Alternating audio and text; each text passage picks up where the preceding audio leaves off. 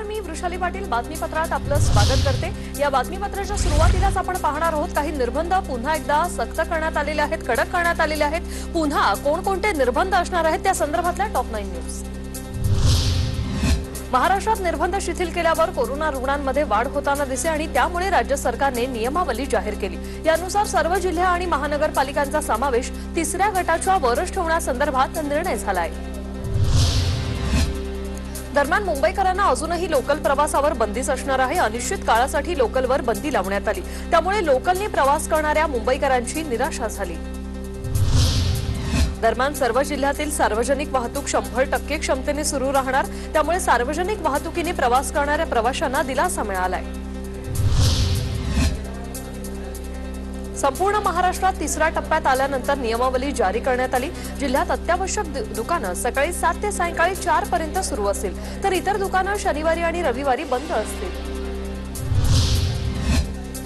प्रत्येक जिल्ह्यात गर्दी होणारे कार्यक्रम टाळण्याचं आवाहन राज्य सरकारकडून करण्यात आलंय। कोरोनाचे नियम न पाळणाऱ्यांवर कारवाई करण्याचे आदेश दिले गेलेत, तर कंटेनमेंट झोनमध्ये आवश्यक ती काळजी घेण्याचे आदेशही सरकारकडून दिले गेलेत। राज्यात सर्वच मॉल, थिएटर्स आणि नाट्यगृह बंद असतील। अत्यावश्यक सेवा वगळता इतर सर्व दुकानं शनिवारी आणि रविवारी बंद ठेवण्यात येणार आहेत।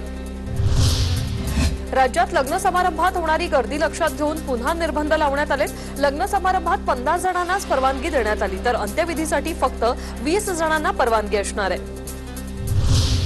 राज्यात सर्व ठिकाणी जिम, पार्लर, सलून दुपारी 4 पर्यंत सुरू राहतील। 50% क्षमतेने जिम, पार्लर, सलून सुरू ठेवण्याची परवानगी देण्यात आली आहे। राज्यात निर्बंधांमधून शेतकऱ्यांना दिलासा देण्यात आलेला आहे। शेतीविषयक सर्व कामं पूर्ण वेळ करता येणार आहेत, तर मजुरांना बांधकामाच्या ठिकाणी सायंकाळी 4 वाजेपर्यंत परवानगी असणार आहे। तर आज अनिल देशमुख यांच्या घरावर ईडीने छापेमारी केलेली आहे। पाहूया त्या संदर्भातल्या टॉप 9 न्यूज। माजी गृहमंत्री अनिल देशमुख यांच्या विरोधात ईडीची धडक कारवाई आज पाहायला मिळाली। ईडी अधिकाऱ्यांनी या प्रकरणी सकाळपासूनच तब्बल 5 ठिकाणी छापेमारी केली। यामध्ये देशमुख यांच्या नागपुरातील घराचा देखील समावेश आहे। तसंच मुंबईतील देशमुख यांचं शासकीय निवासस्थान असलेल्या ज्ञानेश्वरी बंगला, तसंच त्यांचं स्वतःचं वरळी येथील घर असलेल्या सुखदा इमारत, तसंच त्यांच्या सीए राहत असलेल्या वरळी येथील घरी देखील ईडीने छापा टाकलाय। सकाळपासून तब्बल 9 तास अनिल देशमुख यांच्या नागपुरातील घरावर ईडीने छापेमारी केली। सकाळी 8 पासून ही छापेमारी सुरू होती।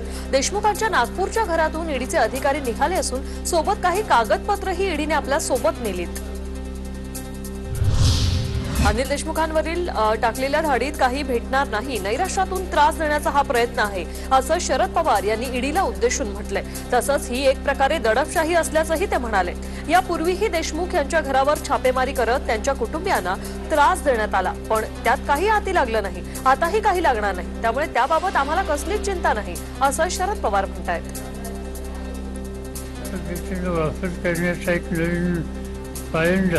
आजच्या राज्यकर्त्यांनी दाखवलेलं आहे, पण माझ्या माहितीप्रमाणे काही लागलं नाही। आणि त्या नैराश्यकृती आणखीन कुठं त्रास देता येईल का, तो त्रास देण्याचा प्रयत्न आहे। देशमुखांवरील कारवाई उच्च न्यायालयाच्या निर्देशानुसार सुरू आहे आणि याचा कुठलाही राजकीय अन्वयार्थ काढण्याचं कारण नाही, अशी प्रतिक्रिया देवेंद्र फडणवीसांनी दिली। संदर्भातली सगळी चौकशी सीबीआयला सोपवलेली आहे, त्यामुळे ही सगळी चौकशी माननीय उच्च न्यायालयाने निर्देशित केल्याप्रमाणे चाललेली आहे। याचा कुठलाही राजकीय अन्वयार्थ काढण्याचं कारण नाही आहे। अनिल देशमुख यांच्या खासगी सचिवांनाही ईडीने चौकशीसाठी ताब्यात घेतलं। संजीव पालांडे असं देशमुख यांच्या खासगी सचिवांचं नाव असून ते चौकशीसाठी ईडी कार्यालयात दाखल झालेत। अनिल देशमुखांवरील ईडीच्या कारवाई संदर्भात मला काही बोलण्याची गरज नाही, हे प्रकरण न्यायप्रविष्ट आहे, त्यामुळे मी या प्रकरणावर बोलणार नाही, अशी प्रतिक्रिया दिलीप वळसे पाटील यांनी दिली।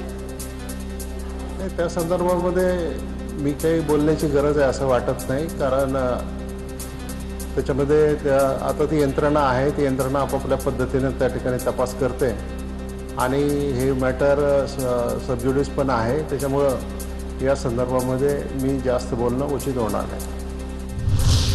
राज्यातील तपास यंत्रणा सक्षम असताना केंद्राकडून सीबीआय आणि ईडीचा वापर होत असल्याचा आरोप संजय राऊतांनी केला। नागपुरातील अनिल देशमुखांच्या घरी ईडीकडून टाकण्यात आलेल्या छाप्यावर त्यांनी ही प्रतिक्रिया दिली। प्रदेश कार्यकारिणीमध्ये CBIचा ठराव जो झाला याचं मला आश्चर्य वाटतं. याचा अर्थ त्यांना असं वाटतंय का की CBI आणि ED हे त्यांच्या चालनाचे सदस्य आहेत त्यांच्या पार्टीचे, असं त्यांना वाटत असावं की आम्ही सांगू तसं ऐकलं जाईल. आणि ह्याच्यामध्ये सगळ्यात जास्त अवमूल्यन ED आणि CBI सारख्या संस्थांचं होतंय. ईडी आणि CBI यांचा राजकारणाशी काही संबंध नसून ही कायदेशीर कारवाई आहे अशी प्रतिक्रिया नारायण राणेंनी दिली. तसंच करावं तसं भरावं असं म्हणत ही भरण्याची वेळ असल्याचा टोलाही त्यांनी लगावला. कारवाईवर अशा सरकारी कोर्टाच्या बोलत नाही, पण ही कारवाई राजकीय नाही. जसं मराठीत म्हण आहे, करावे तसे भरावे. आता भरण्याची वेळ आहे. करून जे केलं त्याची चौकशी चालू आहे. पैशांची देवाणघेवाण झाली असेल तरच ईडीची कारवाई केली जाते. मात्र ही कारवाई कशी केली जाते असा सवाल काँग्रेस नेते सचिन सावंत यांनी विचारलाय. तसंच केंद्राकडून विरोधी पक्षाला अडचणीत आणण्याचा प्रयत्न होतोय असा आरोपही त्यांनी केला. आता पाहूया काय आहेत या घडीच्या टॉप 9 मोठ्या बातम्या. आता निर्बंध कमी करायचे असल्यास आढावा घ्यावा लागणार. आपत्ती व्यवस्थापन विभागाकडून हा आढावा घ्यावा लागेल. 2 आठवड्यांच्या आकडेवारीचा आढावा घेऊन निर्बंधांसाठी निर्णय घेता येईल. तसंच जिल्ह्यात कोरोना टेस्टिंग, ट्रॅकिंग आणि ट्रीट या पद्धतीचा अवलंब करणं तसंच मोठ्या प्रमाणावर RT-PCR चाचण्या करण्याचे निर्देश राज्य सरकारने जिल्ह्यांना दिले. तिसऱ्या टप्प्यातील निर्बंध लागू केल्यानंतर राज्य सरकारकडून जिल्हा स्तरावर सूचना केल्या गेल्या. जिल्ह्यात 70% लसीकरण पूर्ण करणं, कामाच्या ठिकाणी लसीकरणासाठी प्रोत्साहन देण्याच्या सूचना केल्या गेल्यात. महाराष्ट्रात सर्वाधिक लसीकरण पूर्ण करण्यात आलेलं आहे. राज्यात आतापर्यंत 3 कोटी लसींचे डोस दिले गेलेले आहेत. दुपारी 2 वाजेपर्यंत 3 कोटी लसीकरणाचा टप्पा पार करण्यात आला आहे.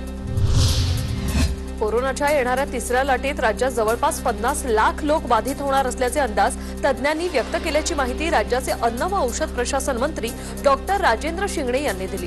2 दिवसांपूर्वीच मंत्रिमंडळाची बैठक पार पडली. त्यामध्ये याविषयी चर्चा झाली अशी माहिती डॉक्टर शिंगणेंनी दिली. तसंच 8 लाख बाधितांना रुग्णालयात भरती करावं लागेल आणि 5 लाख बालकं बाधित होणार असा अंदाज सुद्धा त्यांनी वर्तवला. नवी मुंबई विमानतळाच्या नामांतरासाठी आंदोलन करणाऱ्या लोकप्रतिनिधींसह 18 ते 20 हजार आंदोलकांवर गुन्हे दाखल झाले. साथीरोग कायदा, सार्वजनिक मालमत्ता विद्रुपीकरण आणि जमावबंदीच्या अधिनियमांनुसार हे गुन्हे दाखल झालेत. मराठा आरक्षणावरून संपूर्ण राज्यात रान पेटलं असताना आता आज नवी मुंबईत राज्यव्यापी मराठा आरक्षण गोलमेज परिषद पार पडली.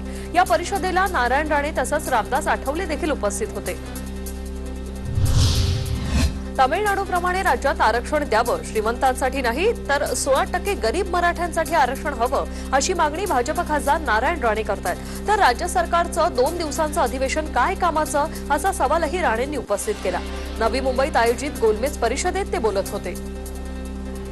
राज्यात अनेक जातीच्या लोकांनी आरक्षण प्राप्त केलंय. तो त्यांच्या मागासलेपणा, गरिबी, दारिद्र्य याच्या आधारावर आमच्यातले मराठा समाजाचे गरीब आहेत. 34%पैकी 16% आम्ही द्यायला सांगितलं. जिल्हा परिषदेच्या निवडणुका रद्द कराव्या या मागणीसाठी माजी मंत्री चंद्रशेखर बावनकुळे यांनी निवडणूक आयुक्त मदान यांची भेट घेतली. निवडणुका रद्द होणार नाही असं निवडणूक आयोगाने म्हटलंय. दूध प्रश्नासंदर्भात दुग्ध विकास मंत्री यांच्या अध्यक्षतेखाली बैठक पार पडली. ऊसाप्रमाणे दुधाला FRP प्रमाणे भाव मिळावा यासाठी कायदा करणार असं दुग्ध विकास मंत्री सुनील केदार यांनी सांगितलंय. आता पाहूया काय आहे टॉप 9 महत्त्वाच्या बातम्या.